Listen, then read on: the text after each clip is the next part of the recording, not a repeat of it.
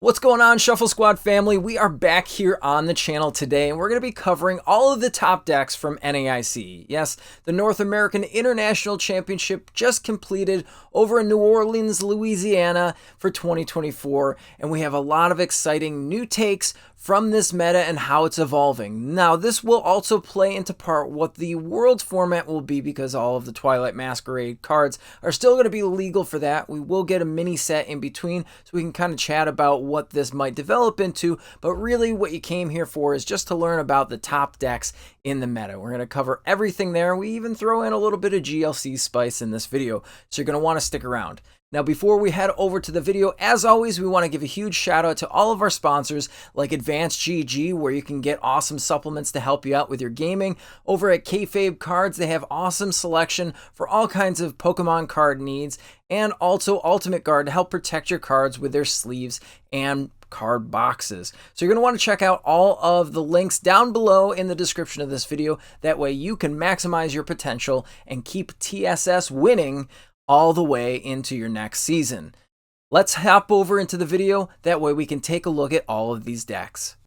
All right, hopping into all of these lists here. As you can see, we have a plethora of decks on this list for at least the top 16. Now, when you get closer to the top 8, there's not as much variety there, and we'll go over that in a little bit. But obviously, we see Andrew Hedrick winning the entire event here, which is awesome. They had a very innovative Lost Zone list. Now, I personally thought that maybe Lost Zone Charizard, Radiant Charizard could have been the way, but Andrew found a different way. We'll cover Andrew's list in just a minute here. But then if you look at spots number 2 through 7, they're all Gardevoir. Now, this does look like an Australian regional, no offense, but it looks like a lot of the top decks were all the same. Now, there are intricacies for each one of these decks, but Gardevoir, a deck that people thought was going to be dead after rotation, has obviously come back in full force. Now with Monkey Dory as one of the cards, you're able to see the power that Gardevoir EX can have on the meta. It has enough attackers here. We do see all of the stats of this deck in the top 8 here. You can just see it plainly that it was dominating the NAIC. Now, going down to spot 8, we did have Andrew Gantner, who was also playing a very similar, if not the exact same Lost Zone box list as Hedrick, and that obviously got him a top 8 slot, so props to you, Andrew.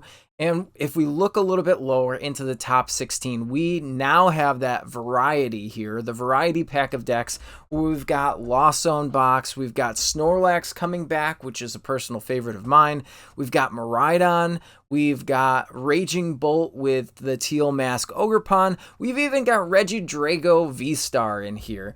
And if we move down along, even past that, we do see some Chenpao and Charizard EX slipping in there at spots number 17 and 18. So very close to this top 16 slots. So what we're going to do is we're going to hop in here and just take a look at the winning list, and we'll move backwards here.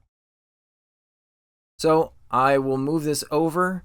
That way we can see the full list here. Now we see Andrew Hedrick's list, which is running just the pretty standard Lost Zone box cards in the top end of this list. So we have the Comfeys, we have the Sableye, the Cramorant, the Radiant Greninja. Now the new card here is the Blood Moon Ursaluna. Now Blood Moon Ursaluna is really good. It kind of takes the spot of that Radiant Charizard in the other lists that we have seen in the past. Now, having Radiant Greninja and basically Radiant Charizard in the same deck seems really good here, and I think Andrew was able to capitalize that on a couple of matches, not that we saw. We do see Iron Hands, which is basically a counter to a lot of the Gardevoir decks, so the counters were there.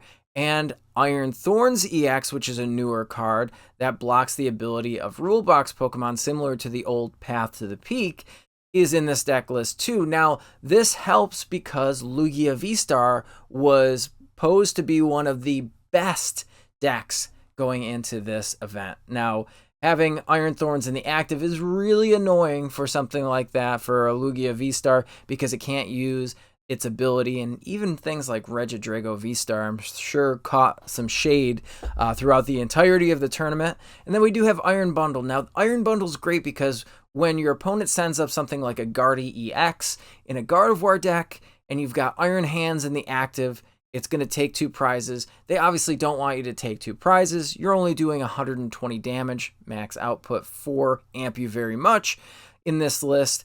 Now you can have Iron Bundle on your bench, force your opponent to put a card into the active that is going to give 2 prizes when it's knocked out from Iron Hands. That way you can race them a little bit faster in tempo on this list. Now, if you watched our video yesterday, you could see that Lost Zone box obviously is very powerful, so I won't spend too much time in here. I just wanted to show you the newer Pokemon that were in the Lost Zone list to make it even better. Now, Andrew also does have consistency, and I want to stop here just a little bit to talk about that more. The consistency level is unmatched with any other Lost Zone deck I've seen in the past here, where Andrew has 4 Nest Balls and 3 Buddy Poffins. We've got 4 Switch Carts and 4 Switch in this list. So having all of these here is so good. We've got even 4 Pokestops to make it even more turbo to churn through your deck. That's a lot of item cards in this list to help Andrew just migrate all of the cards that he needs when he needs them. Even we have Gust, that's an item in Prime Catcher as the ace spec in the list. 4 Super Rods, so good. Palpad even helping put those supporters back in here. This list is hyper consistent and I love everything about it. So we're going to hop back over. We're going to go back here. Let's take a look at Stefan Ivanov's list for 2nd place. Now, this list is really, really good too. I know that Josh, Frink, and I were talking about Gardevoir going into the event.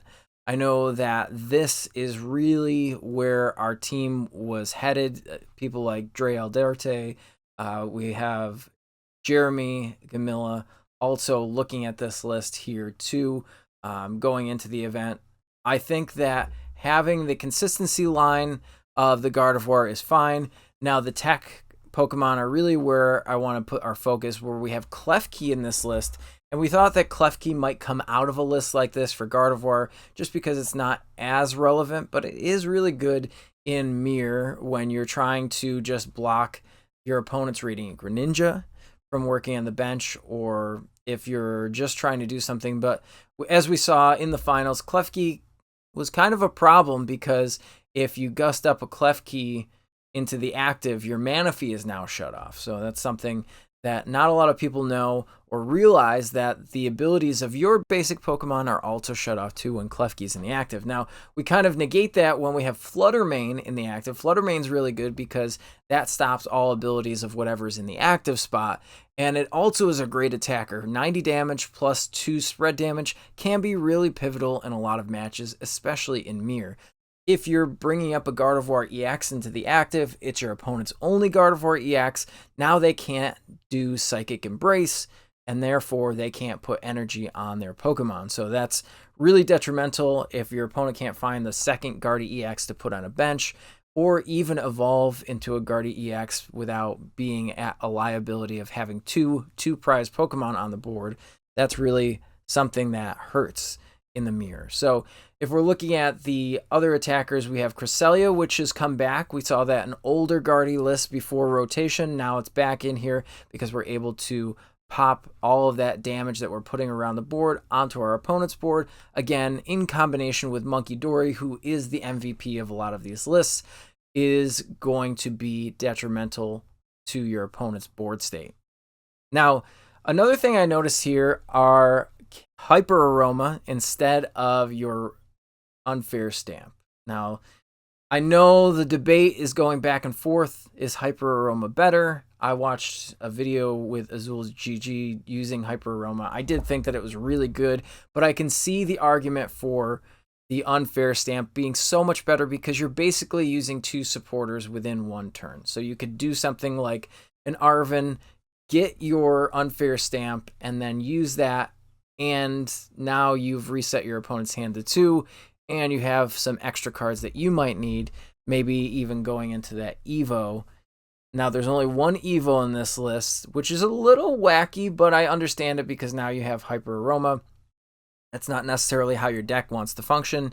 I do see the duality here with, making the list a little less consistent in the items and the tool cards in order to make it better against other decks that were, you know, assumed to be in the meta. We have the 2 Turos, which is really good here. We have an enhanced hammer to get rid of things like legacy energy, and we have Temple of Sinnoh just in case you wanted to Iono your opponent who's playing Lugia down and then stop those gift energies from working. It's kind of just an extra package that you can add in here. I feel like those are maybe win more cards if you have both of them in the same deck list, but I can definitely understand the reasoning behind why Stefan would want to protect himself from the threats of Lugia V-Star into this meta. So let's take a look.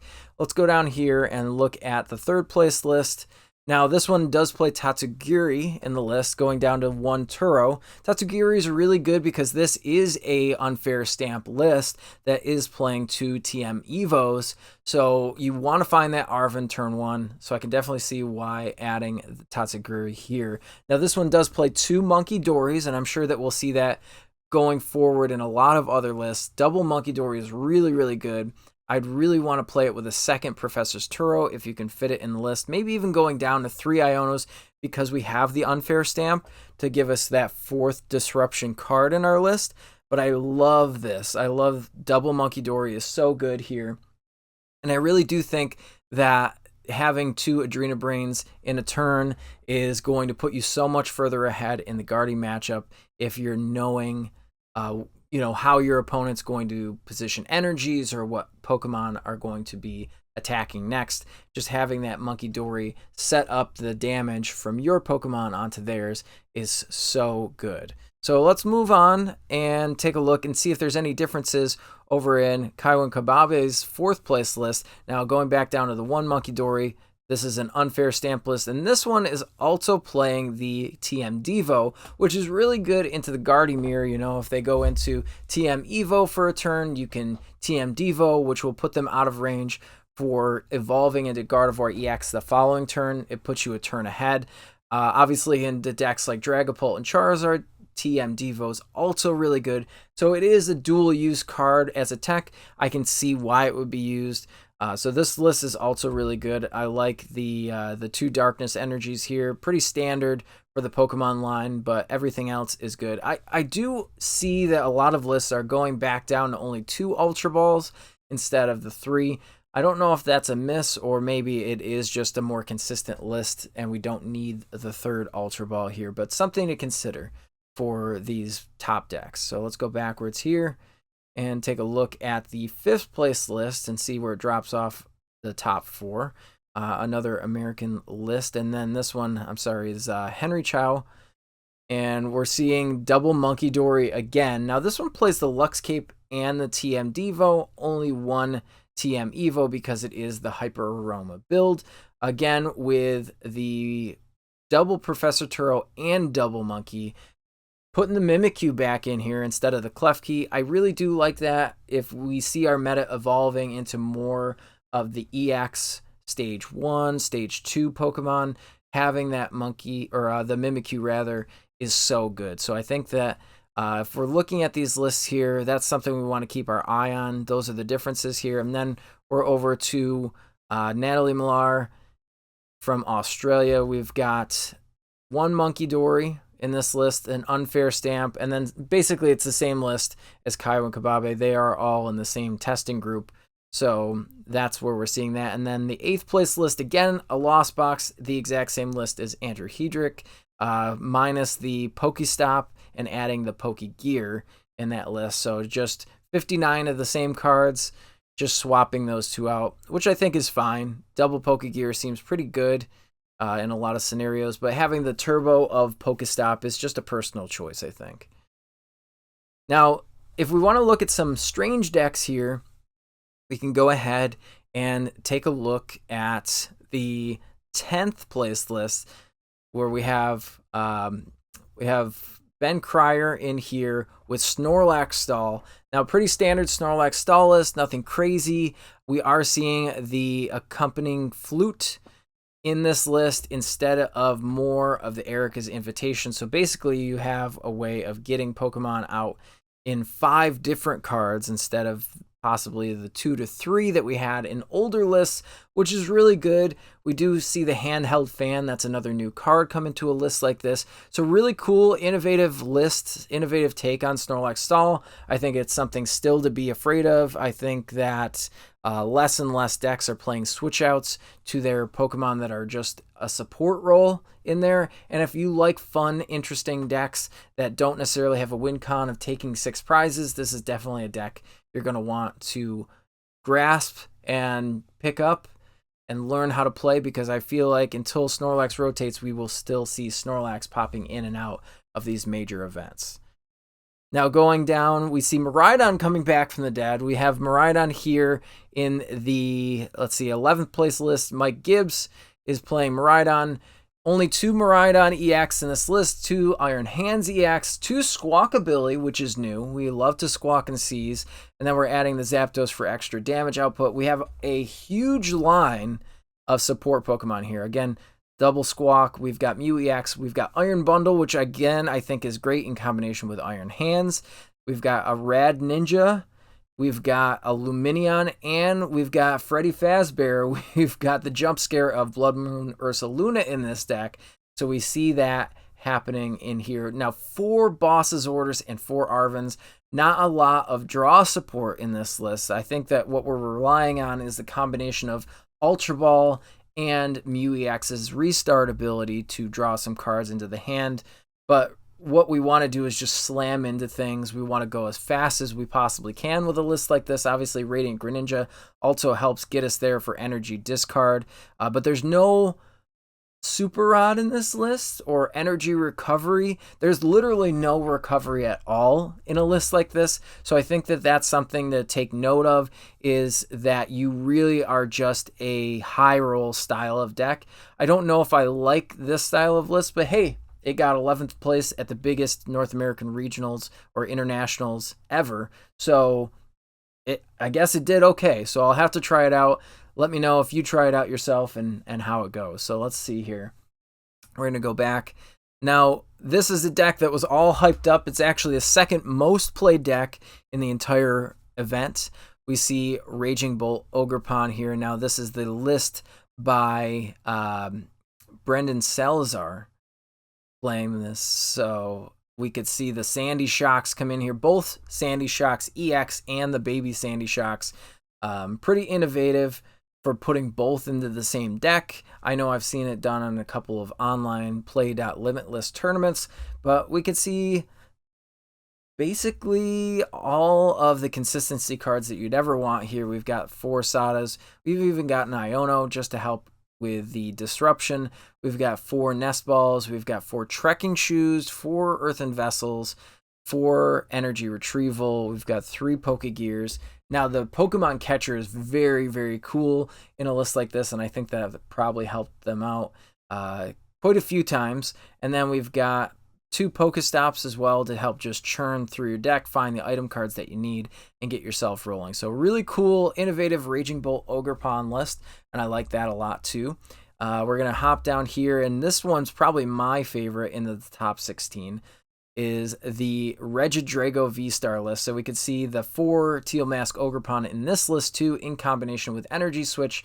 There's a Cleffa to have a pivot Pokemon, and not too wide on the extra Dragon Pokemon that you're going to be using with Apex Dragon from Regidrago V-Star. We see only the Dragapults, the Hisuian Gudra, a Raging Bolt, and the Noivern EX. Now that's really clutch in a lot of Lost Zone box lists, because now you're preventing all damage done to your Pokemon by any basic Pokemon. They pretty much have to swing with a Sableye turn after turn in order to get damage on your Regidrago V-Star, and it's not anything to scoff at. This is a 280 hit point Pokemon, and chances are you're probably going to have at least 3. So they're going to have to do that repeatedly, or use their 1 Ace-Spec Prime Catcher in a Lost Zone box list.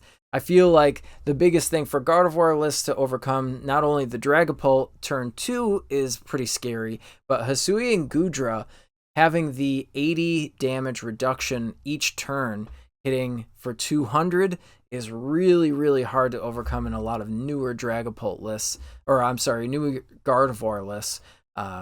just to have to deal with. So I feel like that's really cool here. And obviously we've got 3 boss, so we can kind of snipe down a lot of those Guardy EXs. And we can use our Raging Bolt EX attack and just bop those. We've got energy retrieval, so a super energy retrieval here to get our energies back into the hand. And then we can use the Teal Dance in order to accelerate those energies. So really, really cool here. What I'm going to do is just stop talking about the top 16. We're going to talk about the side event for the GLC championships. Now, GLC is really cool. If you don't know anything about GLC, Gym Leader Challenge, which was popularized by Andrew Mahone, who is Tricky Jim. Now, GLC is played with no rule box Pokemon, all of the same type in a deck, and only one of each card in that deck. Now, we did have a huge tournament in NAIC, which you could win a Nintendo Switch, and this is actually a second place list. I'll bring up the first place list in just a moment, but second place list was the Dragon type, which is utilizing Tatsugiri in here. We do have the Dracloak line from the Dragapult line, so you're basically able to see new cards and draw them. Lance is put into this, so a really cool list. I did want to give shout outs to whoever had the second place here. Let me see if I can pull them up. I believe that their online handle goes as just B here. I think that's all we're getting out of that. But shout out to you for that. And then the first place GLC winner Dino. I'm going to pull this one up here in just a second for you. And this is the Lightning Spread list. So seeing a lot of cool, innovative cards. There's the newer Raichu in this list. And so much speed with this. I love GLC format. I think it's a really cool way to play some older cards if you've got some older cards lying around. But, you know, Standard was the big event. This one, the GLC side event, for some really awesome prizing. So props to everybody that did also play GLC in side events. But I think that that's all that we have here for you on the Shuffle Squad. We are going to hop right back here and talk to you about the upcoming events. Now, we do have Worlds coming up in August. If you did qualify for Worlds, props to you. If you haven't qualified for Worlds, make sure that you're gearing up and getting ready for that next season. All of the local events should start sometime in July, so you should see those, or check your Pokemon.com event locator. Make sure that you're finding out where your local leagues are. Start talking to some local game stores, see if they can get involved, and see if they can help you out. Now, if you did want to look for any sort of coaching, make sure that you're checking out the shufflesquad.com, where you can find all of the Metafy links of all of our awesome coaches. You can even DM someone like myself, and I can help you out with any sort of coaching to gear you up for the next season, so you too can grind your way into the World Championships if that's something that you want to achieve. Otherwise, you can just play Pokemon for fun and enjoy the game just like the rest of us. Now, if you did like videos like this covering these top events, let us know down in the comments below and what thoughts you have on all of these lists as well. We love reading through the comments. Make sure you like this video, hit the share button, that way you can share it with all of your friends, and subscribe to the channel if you want for more content like this. We are going to leave you here with the end of the video so you can check out all of our awesome sponsors one more time, but we will catch you next time on the Shuffle Squad. Want to support the Shuffle Squad? Be sure to check out all of our sponsors in the description to pick up Pokemon TCG singles, sealed, and PTCG live codes.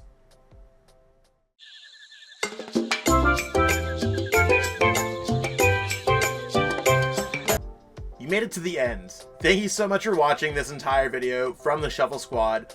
Honestly, from the bottom of our hearts, we appreciate each and every person that supports our content, watches what we have going on every single day, every single week, even from time to time, and continuously allows us to have a forum to project our creative content towards the Pokemon TCG community. So if you haven't already, be sure to give this video a like, subscribe to the channel, and even leave a comment to help boost the YouTube algorithm. That being said, we'll catch you with our next video. Thanks again. Take it easy.